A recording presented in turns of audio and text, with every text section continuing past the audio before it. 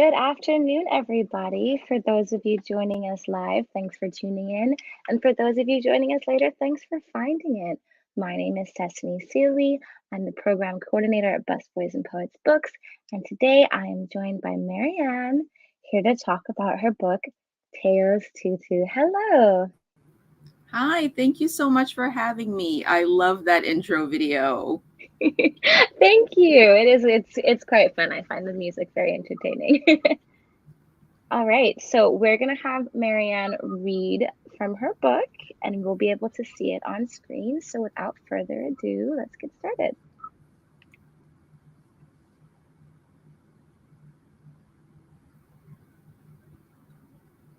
All right, just gonna move my screen. So this is my book, Teo's Tutu, and I hope you enjoy it. And I look forward to talking about it when I'm finished reading. Teo entered his first day of ballet class holding Amma's and Papi's hands. These were the hands that twirled him during the cumbia and waved to the Bhangra beat when they all danced at home. But ballet was nothing like cumbia or Bhangra. As Teo peeked inside the studio, his stomach felt topsy-turvy. Amma kissed him on the forehead. Just enjoy dancing like we do at home. Remember how excited you were when we saw Swan Lake, Papi asked? Teo nodded, picturing the arch of the dancers' feet in releve, their split straight legs as they leaped through the air, and their perfect pirouettes. They seemed so free, floating across the stage, their costumes gleaming under the bright lights. Ms. Lila patted the spot on the floor next to her. Teo sat down. Finn pointed to Teo's tutu. Why are you wearing that? Because it's pretty, Teo replied. Ms. Lila smiled. I wish I had a tutu like that. Tinkling piano notes filled the studio as the class stretched their arms up and side to side. They touched their toes and made butterfly wings with their legs. Teo never knew he was so flexible. He raised his hand. When do we split in the air? It takes a lot of practice to perform a grand jeté, Ms. Lila answered. First, we have to learn the basic positions. Ms. Lila demonstrated first through fifth position. Teo's feet were light on the ground, like just fallen leaves. He held his arms out softly as the music swirled around him. He knew these were small but important steps, and he wanted to get them just right. Each week in class, Teo learned new movements. He loved how his ballet slippers hugged his feet, like vines coiled around a tree, and the way his tutu swayed like the autumn breeze. He couldn't wait to perform on stage, under the lights in a fancy costume, before a real audience. At home, Teo practiced. His arms and legs were ocean waves flowing. The music was the current, guiding him. Soon he could stand on his tiptoes in releve. But arabesque was so hard, he kept losing his balance. One day, Ms. Lila had an announcement. Our costumes for the recital have arrived. The class waited excitedly for her to open the box. Small packages of sparkly lavender-skirted leotards and silver shirts with black pants emerged. Please choose the costume you'd like to perform in, Ms. Lila said. Teo knew which costume he wanted to wear.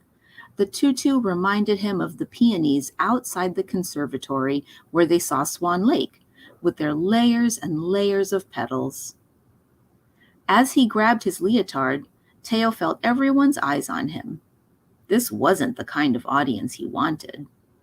Slowly, he picked up the shirt and pants and placed both costumes in his bag. That night, Teo pulled on the black pants. They were so plain. The silver shirt was shiny, but it didn't sparkle. Teo felt stiff, as if he couldn't get his leg high enough for a proper arabesque. Next, Teo tried on the leotard. It was soft and stretchy. The tutu fluffed out around him like a cloud as he rehearsed the recital routine. This must be how the Swan Lake dancers felt. Teo loved who he saw in the mirror, but what if the audience didn't love him back? Amma peeked in. Dinner's almost ready.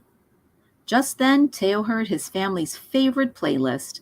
The shaking of maracas got louder as he went downstairs. "You're ready for the stage," Papi beamed. He took Teo's hands, and they two-stepped the cumbia forward and back. Afterward, the boom of the Bhangra dole echoed throughout the apartment as they all bounced and pumped their hands in the air. They held hands and danced until dinner time. When Teo arrived at the recital the next day, he slowly approached his class backstage, then paused. His stomach did fouettes. Amma knelt down. "These are the ways we must be brave sometimes." Papi put his arms around Teo. "Tu eres valiente." You are brave. Teo pictured himself at home, dancing with Amma and Papi.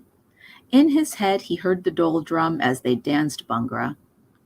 He imagined the way his hips shook like maracas when they danced the cumbia. He remembered the Swan Lake dancers gliding from one end of the stage to the other. Most of all, Teo thought about how much he loved to dance. Ms. Lila gathered her dancers.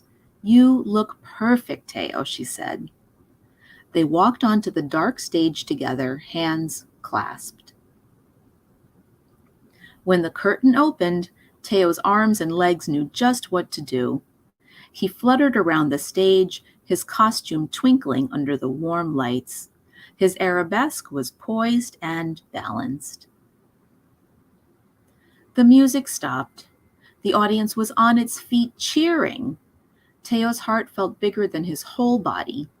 He beamed out at his mom and dad, his biggest fans. Thank you so much. Thank you, Marianne. That was beautiful. Aw. So I know that you love to dance yourself, and that was part of what inspired you to write the book. But what was the moment that pushed you to say, okay, this dancing and this what I love, I'm going to write it down and make something of it? Well, first I should say that when I was a kid, I loved ballet, but I sort of got these messages that made me feel like maybe ballet wasn't a welcoming place for me at the time. So my body was different, my hair was different, really hard to get into a bun, and I found the costumes not that, comfortable. I would have liked to wear what the boys were wearing, which was a t-shirt and leggings, and I just wanted to dance, but I sort of got these messages that it was, this way, and that's just the way that it is. And I didn't continue with ballet after a while for a variety of reasons, but, I started to feel less comfortable doing it. And then when I was older, I noticed that kids were speaking up a lot about some of these rules that are just kind of made up, like who gets to wear what and who gets to play what. And I was just really inspired by young people who were saying, that doesn't make any sense. Like, why wouldn't a boy wear a tutu, and why wouldn't she get to wear the pants and the t-shirt to dance ballet? And I just noticed so many courageous and really honest young people around me who were having these conversations, and they were teaching me, and it brought up a lot of those feelings that I had as a kid. And then I just felt really encouraged to write this story. That's really beautiful. I love that. I also found myself straying away from ballet for similar reasons. I loved it too when I was a kid. So it was a really beautiful story for me to read. It sounds like Teo was an amalgamation of all of these children that you were inspired by, or is there a Teo that you know in real life? It's the first. It's so many different kids that I've gotten to know over the years, and who have just really inspired me and pushed me to think outside of these, maybe some of these old ideas that dated ideas that I grew up with. And I really think it's important as an adult, that the learning goes both ways, like we teach kids and they teach us, and we should always be learning and growing and open to ideas that may not make sense at first, but I think it's the being openness that's really important. Absolutely. Teo's Tutu was chosen as one of Amazon's best books of 2021 for 3 to 5 year olds. What was that moment like for you? I mean, I was just like, wait, what? um, I'm just so super busy because I work and have kids of my own. And it's one of those things that kind of shows up in my email inbox. And I was like, wait, is that right? Oh my goodness. Wow. All right. Do your kids like the book? They do, they're kind of over it. It was cool when it came out. We've moved on to many other things. Now they know it well. Yeah. Have you been able to connect with any other readers to get feedback on what this story of acceptance has maybe meant for them as well? I mean, the school visits and the events that I've done, there's always been kids who've said that they've had that moment too, where they just felt like there was something that felt right, but there was an external force that made them second guess themselves. And I think the more stories that we read where kids are encouraged to listen to themselves and we're encouraged to listen to them, that hesitance goes away, or at least takes a backseat to trusting oneself. Were you able to speak to some parents as well about how they responded to the book?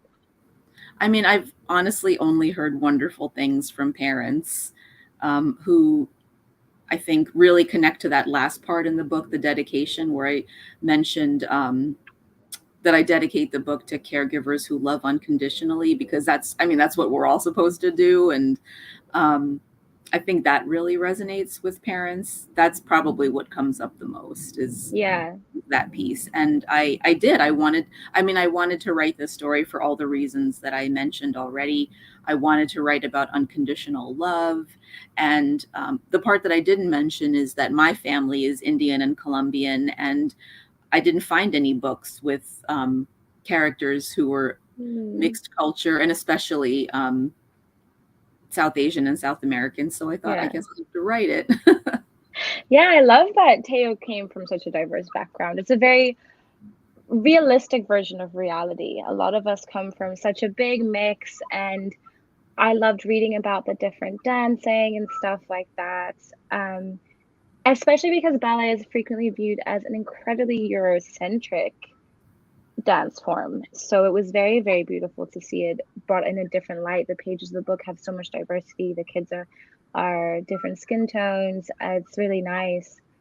And I really enjoyed how Teo found love and bravery through the movement. The familiarity of the dances that he knew gave him the courage to try the dance that he didn't, which I thought was very nice. Exactly. Very powerful. I think it's all interconnected, right? I mean, that love and support and confidence at home was able to sort of push him into that. I can walk into that studio and I can do this.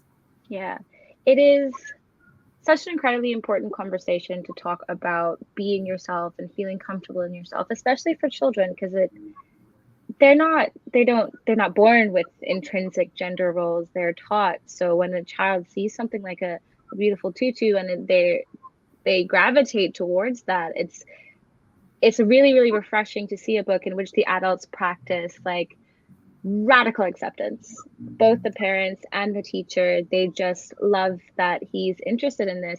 And it can be a challenging thing to discuss. Did you find it a little bit difficult at any times to gently discuss this topic that can be unfortunately incredibly painful? I mean, I have to say I haven't come across that yet, which has been just a really wonderful, delightful surprise.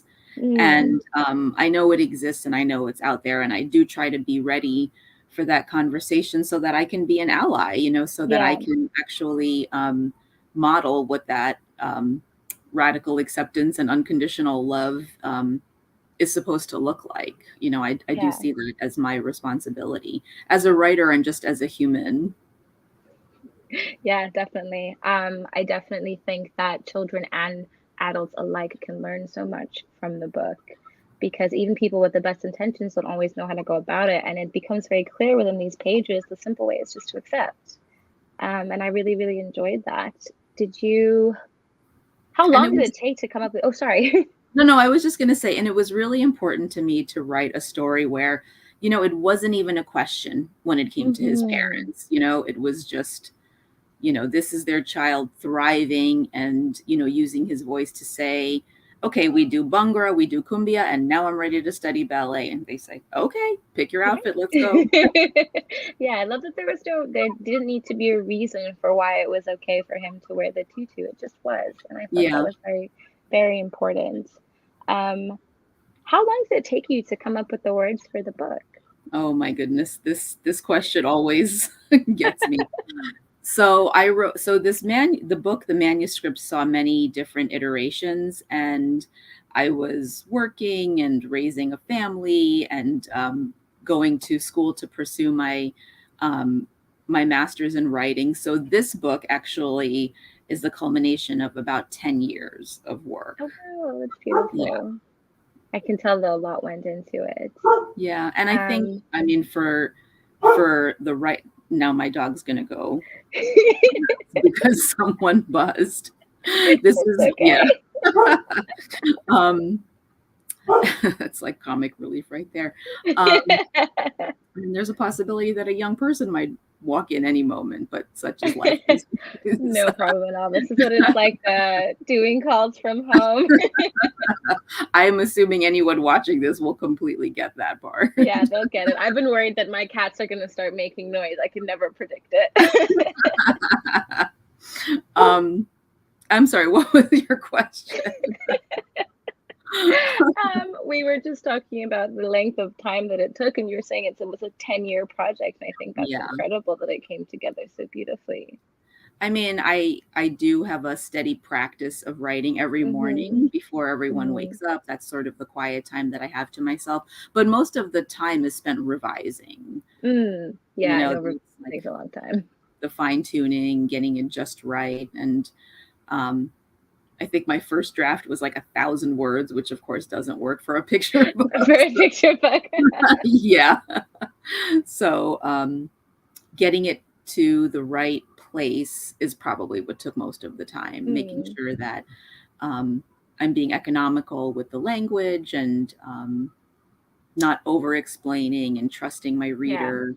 That's a big thing that I care about and focus yeah, on. And something that's tough for me is also trusting the artist. Like Aaliyah Marley's artwork is just unbelievable.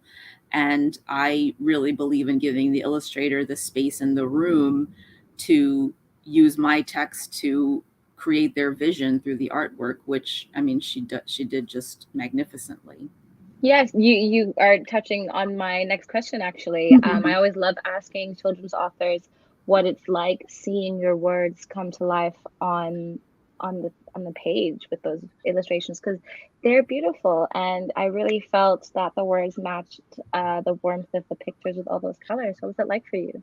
Well, that's what I always say when people ask me how I feel about the illustrations is I can't think of better images to match the text. I mean, it's really like she was inside my head when she made these pictures. I mean, it's just remarkable. And um, I think that capturing movement through illustrations, the colors that she chose. So I'll admit I have never really been a fan of pink until I saw her work because it just comes alive on the page and it's so vibrant and it's like, I mean, how can you not like pink after seeing the way that she's worked with it?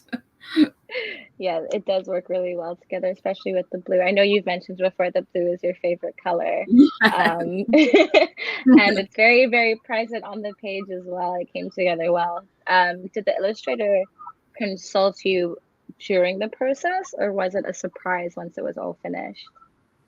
I saw some early drawings, but she lives in the UK, and so we Hmm. never connected.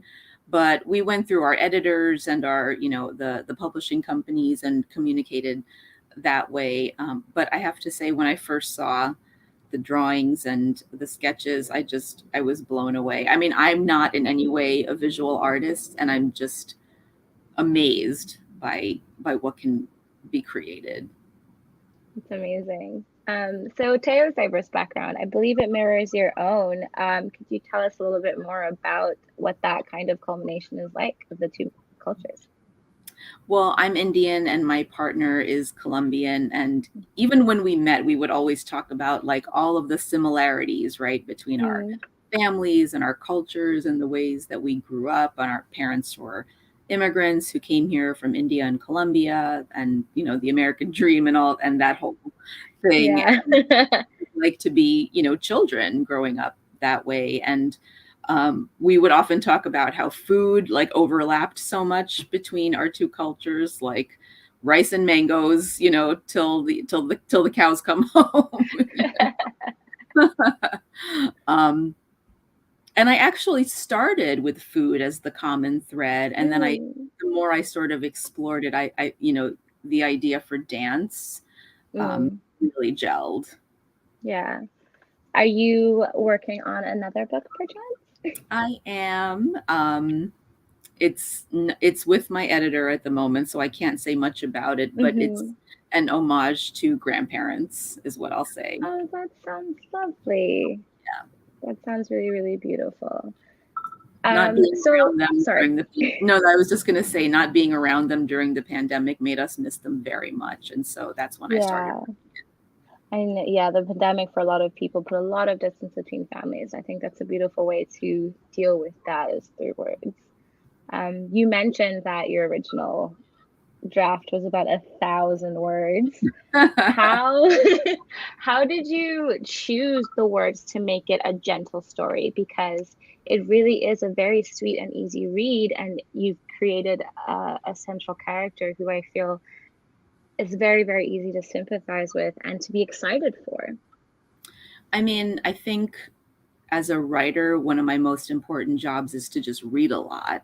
And I Mm, found that the books that young people I know and that I liked the most were not so heavy on explanation, you know, not didactic, trying to teach lessons to anyone, just telling a really um, oh, that's my dog. I thought it was one of my hey. barged in. um, really sort of sparse and crisp storytelling in a way that, Mm, again, like I said earlier, really trust the reader to get what's going on instead of explaining everything. And I started to notice that the stories that were very emotionally resonant and that moved really nicely relied on the art in all the right ways. mm. So after a lot of reading and revising, it kind of starts to settle in. Yeah. What are some of the books and the authors that you'd recommend for people to take a look at that helps inspire you? Anything by Jacqueline Woodson, Mm, yes. anything. Yes. I'm a fan too. I mean, I think we've read The Day You Begin like 1,000 times. It's just one of the best.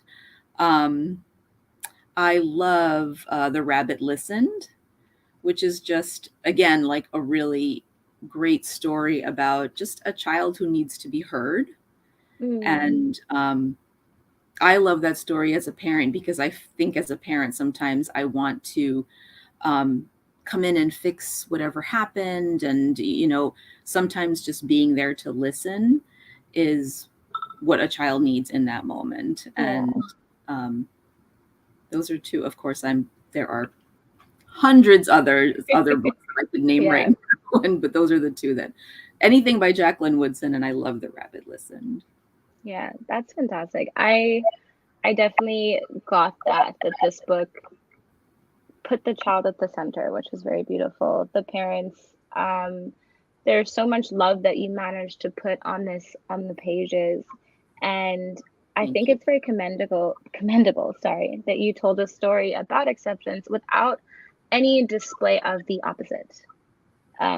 There was, you know, a little bit of a question from the kids, sometimes a little bit of uncertainty, but never any pain, which I think a lot of the time is included in these stories, and it's about overcoming pain, but I quite like that this version of the story was just about love. I mean, I think that's great. I think when you start from a place of love, like readers sense that very early on. And another thing about writing picture books is if you can sustain a young reader's interest, a three, Yeah. 4, 5, 6-year-old, that's the hardest part. Mm, And, you know, I really tried to think about what is going to keep a child who has so many other things that they could be doing right now mm, interested in this story. And I think we're all just drawn to love. And yeah, I think we all just want to be around that as much as possible. yeah. Um, yeah. I will say, as a full-grown adult, I was enjoying that book. I was glued to the pages. They're beautiful, and it was just a thrilling story in its own little way. It was calm, it was lovely. I very much enjoyed it myself, and I think there's a lot to learn, like you mentioned earlier, a lot for adults to learn from kids, but also a lot for parents to learn from the parents in this book and teachers in this book. I think it's very, very good that you do these school tours. Can you tell us a little bit more about what those are like? Oh, I just love them. I mean, after talking with kids, which is my absolute favorite thing to do, I love talking to librarians and teachers about Mm, books and just books, I mean, of every genre. That's just like one of my favorite things to do. And I just have the best conversations with kids and teachers and librarians. I love doing school visits. There's my website at the bottom. If you're interested in a school visit, please reach out to me because it's the thing I absolutely love to do. Not just talking about my books, but talking about writing and the books that I like and the books that kids mm, like to read, and I also really love listening because I feel like there's so much that's coming at kids these days, and mm. um, school can be a place where they can share. It can be a place where some kids are just very shy, but it can be just the right story that taps into that really good conversation. Yeah. What would you say you've learned the most from this journey of writing this book and touring with schools and everything that's come with it? The work is wonderful and it never ends. It's like people will say to me, oh my gosh, you wrote this book and that's so great, and now you're published, and it's like, yeah, yeah, yeah, now I and it's like, I there's so much I want to write and so many stories I want to tell, and I love this book so much, and I'm just so proud of it, and I just never want to stop. It's just the thing I want to keep doing for as long as I can. Yeah, And I I feel think very blessed to do work that I love. I mean, you've got a beautiful, beautiful piece of work here, and I very much hope that we can get you in person soon, as soon I as would we're love, ready. gosh, I'm ready. I am so ready. I will drive down next weekend. You As tell soon as me we can when, start. yeah, you tell me when we can do it, and I would love that. Definitely. Thank you so much for joining us today, Marianne. If you do not have this book yet, you are missing out. Please head over to bookshop.com/shop// Busboys Books Bookshop. and support us and get a copy of this book. Thank Thank you you so once much. again. This was lovely. I enjoyed it as well. Enjoy the rest of your evening. You too. Take care, everyone. Bye. Bye. Happy Pride. Happy Pride. That's right. Bye.